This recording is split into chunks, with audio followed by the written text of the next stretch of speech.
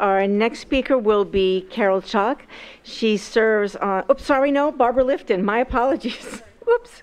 Barbara Lifton is the New York State Assemblywoman for the 125th District, representing all of Tompkins County, part of Cortland. And she was first elected in 2002. She's now starting her 5th term. She serves on 5 standing committees: agriculture, election law, environmental conservation, higher education, and mental health. In 2011, Ms. Lifton was designated as the chair of the Assembly Majority Steering Committee.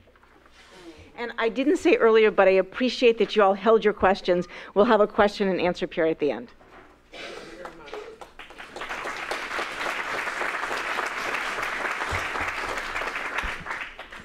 Thank you, everyone. It's nice to be here with you. Okay, so, Ken has done a great job with much more detail as a lawyer that's been doing this for a long time than, frankly, a legislator who came into this rather innocently in my first, just a little over my first year in the Assembly. And so I'll tell you what I know about it and what my experience was in dealing with this. As Ken Holden just explained, these are the things that were happening prior to the bill being, the Compulsory Integration bill being done in 2005. TBR, of course, is Trenton Black River, the gas play over under the Elmira Corning area. The gas could be captured in large pools with a single vertical well. So there were people whose gas was disappearing from under their homes. They were basically losing their minerals and mineral rights in a very passive fashion and weren't getting any kind of compensation or royalties. So there was a great hubbub going on in a part of our state over that. So what actually happened next, because there were a lot of problems developing around the current drilling process, it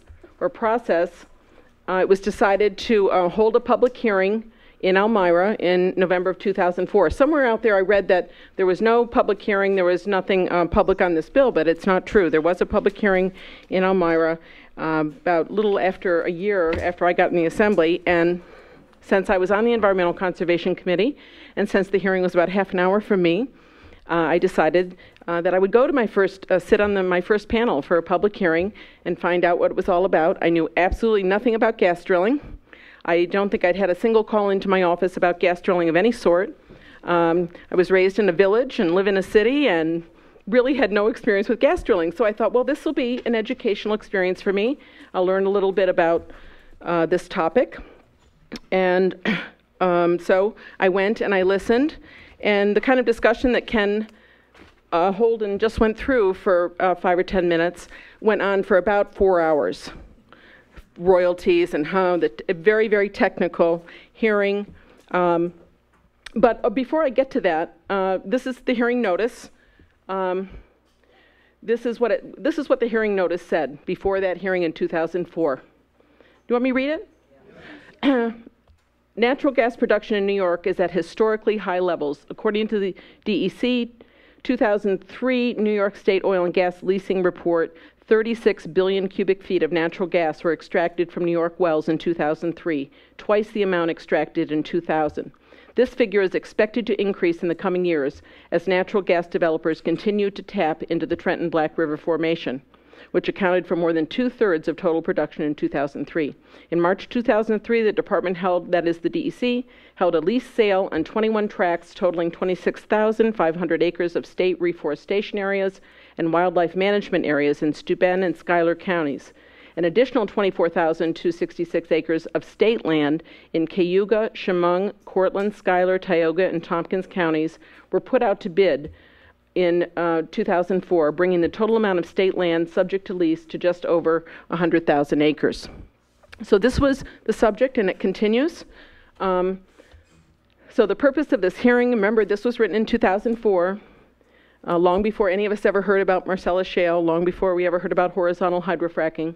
The purpose of this hearing is to examine various issues related to the expansion of natural gas and oil development in New York, including the financial aspects of natural gas exploration and extraction, the rights of private landowners and local communities with respect to gas and oil leasing and development, and the level to which current state law and regulation address these issues. The hearing will also investigate methods to ensure that natural gas and oil development is protective of the environment and that abandoned wells are reclaimed properly. A good deal of discussion in that hearing. It's all kind of a blur. It was many years ago, and as I say, I was totally, like all of us were in 2004, innocent, ignorant and innocent of the issue. So I do remember a lot of talk also about capping of abandoned wells. That was a very important issue to the committee, to the Environmental Conservation Committee, the Assembly Committee, and to the DEC. So I attended the hearing, and my recollection is that it was a long hearing. I think it was six, maybe 8 hours. The room, it was at Elmira College, in one of those big old beautiful rooms in an academic, and the room was packed. Just people standing in the aisles. And I remember there was just, it was just electric atmosphere. It was like something out of a theater. I felt like I was on a theater set for one of the old movies, about a gold rush or some sort of rush. Okay, there was gold fever in that room. I can tell you. It's a very clear memory. And as I say, very technical discussion about royalties, the cost of the industry, the whole thing about transport. What exactly are the industry costs, and will people get royalties after all those costs are deducted, and so on. The discussion was, I did not hear, as I say, it was many years ago, but I recall absolutely no discussion about Marcellus Shale or shale at all, but it was all about these pools and plays, a lot of talk about pools and plays, and Trenton Black River. And as I say, I was ignorant. No, I wasn't hearing from any constituents at the time. No one contacted me to talk about the possible implications of compulsory integration, and that was true for several years thereafter. It wasn't really until we did the 2008 bill, the land spacing bill on horizontal hydrofracking, or horizontal drilling, that I think in the last week before the bill I heard maybe from one constituent. So there was just none of us, citizens, legislators alike, really understood what was going to eventually come at us. I believe, at least, no one I know. There may be a few people in the DEC. I'm not sure anyone on the committee, on the ENCON committee, really understood where this was all headed. So here's the bill that got put forward in the following session after the hearing in November. This bill came out, and again, I'm quoting from, the bill memo has a justification in it. Here was the justification for the bill that came out. Legislation is intended to remove the uncertainty associated with the process of developing oil and gas wells and to allocate risks and responsibilities among operators and owners of mineral interests, either leased or unleased, on a reasonable and equitable basis. And continuing detail, and Ken really went through this. This is a bit redundant. I don't know whether you want me to read it. Detailed public notice and hearing procedures have been added to ensure that the DEC administered unitization and integration processes are open and transparent, giving all potentially affected parties the opportunity to participate as they are able and to obtain revenue from the well commensurate with their risk investment. And there was a lot of talk, I remember about, we're here to, there was a lot of feeling in the room. My recollection was a lot of talk about protecting, making sure landowners got their fair cut of their mineral rights, all the people that had minerals and weren't currently getting royalties. And there were a lot of people in that room that were looking to get royalties out of these gas plays. And most importantly, this legislation fundamentally simplifies the potential methods for integrating ownership interests in a unit in the absence of voluntary agreement by creating 3 basic options for holders of gas or oil leases. And again, Ken just went through these 3 in much more detail, but there they are. There were the 3 choices.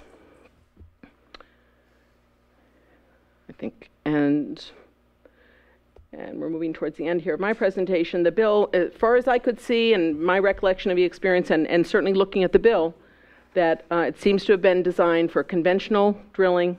There was no mention of tight shale or Marcellus shale in that bill, or horizontal drilling in the bill. So that was put out to the legislature in 2005 after the hearing, and many months. Sometimes people misunderstand. Sometimes they think a bill gets drafted and then it's put out for a hearing about the bill, but it's actually the opposite. There's a public hearing, a lot of input. There's talk about what are we going to do, And then it's usually many months in development, sometimes 6 months, sometimes a year. I've seen it take a year or more. In this case, it was about 6 months. The bill was drafted, and finally it came out for a vote. And I believe it was a unanimous vote in both houses, if I'm not mistaken. Linda, that's right. So yes, that's what happened. Everyone voted for that bill at that time. So the current question that I'm hearing from people is, and I don't know whether you want, I think we'll probably go to the question and answer period on that unless you want to get into it, but the question that I have been asked by some people is this compulsory integration that was put into effect in 2005, can it be amended or repealed at this point in relation to high-volume hydrofracking, Marcellus shale drilling? And that's, I think, where we're left at this point with that question and that discussion. And I don't know whether you want me to leave it at that and go to question answer later. What do you want to do? I don't know whether people want to bring it up now. It's not a very, I don't think it's a very long discussion, actually. But so I'm happy to raise it. I'm happy to give a statement on it, and then we can talk about it some more. What I've said to people is that I think that this is, as you can see, I think, an inherent piece of the high-volume hydrofracking, that it's going to be very, very hard to separate them, so that to deal with one is to deal with the other, right? If you want to undo compulsory integration, we're going to have to push back and not let the hydrofracking happen, right? We're going to have to, I think they're one and the same in terms of being able to undo it, repeal it, or change it. You've all seen the experience we've had over the past year with bills in the legislature. This would require legislation, right? And you all, most of you probably know this year we had 3 major bills in the Assembly. We had a bill that would have a continuing moratorium of another year on the hydrofracking, another year on permitting. We had a bill that would have all the wastewater deemed toxic and handled as hazardous waste and handled as hazardous waste in the state. And the Assembly also passed my local control bill that says that zoning still has effect in relation to Marcellus shale drilling. And so 3 major bills got through the Assembly, and none of those bills made progress in the Senate. They were stuck in a Senate committee. They never even made it out of their original committee. They weren't even on their way to the floor for a vote. So seeing that experience this year and seeing that the Senate, as far as I can see, seems very intransigent on the idea of making any changes here or putting up serious roadblocks. Frankly, I don't see how it gets done politically in any kind of practical way at this point. The Senate's going to have a major change of heart to do that, including, a lot of senators, a lot of the majority senators who control the Senate, like Senator Skelos and many other people. It's not going to happen because a few GOP senators say, yeah, we'd like to do this. It takes a vast majority of that conference to make something happen. So I'm not very hopeful that this gets undone as a separate piece. It seems to me, from what I know, I'm happy to have someone give me another point of view and some different perspective here, but I think they're of a piece, and that we only change this situation if we are able to continue to push back on hydrofracking and not allow it to happen. That's my take, but happy to have a further discussion about that, unless you want to. Did you, is that okay? Okay, Sharon's saying enough.